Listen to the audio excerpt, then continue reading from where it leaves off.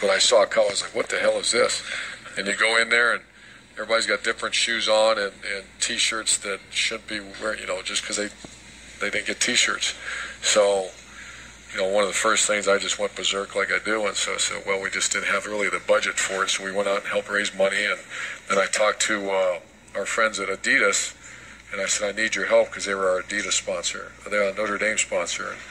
And so I called and said, I need help. I said, Coach, you're just limited on what we can do.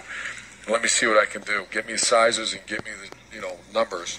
So it was, 85 shoes and different sizes and all that. He goes, I think I got something for you. So they found some shoes. No one asked about the colors, and they came back, and if I remember, it was like blue and gray or blue and white were the colors. And I remember ripping open a box and saying, we got some T-shirts, and it's just like a stamp across the gray shirts at Bowling Green in like bluish gray. And I said, oh, man, what do we do here? But the kids are like, they got free shirts, And colors weren't right, but it didn't matter. That was the first opportunity to build as a team. And that I missed that about, there was no 5 stars. There was no entitlement. How, am I going to start as a freshman? What about this? What about that?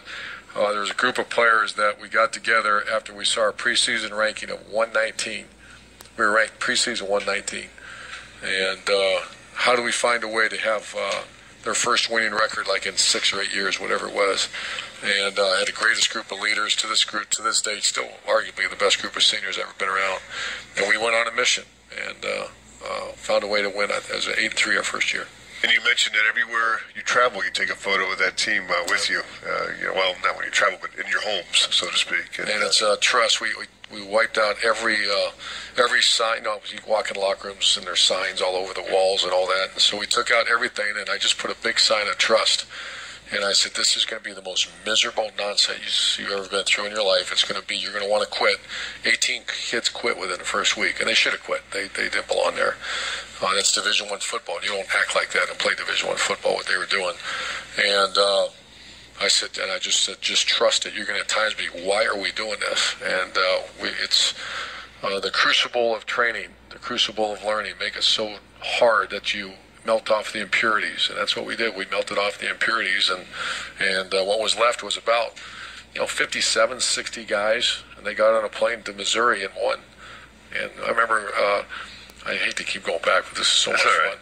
So we score a touchdown to go up 20-13, and I look up, there's 3 minutes left in the game. I thought, we might win this son of a... Finally, the first time you thought that the whole game. And I'm screaming and yelling, and Chad Long, our safety, great kid, gives me a cup of, he hands me a glass of water. I'll never forget this. He said, Coach, they'll never stop.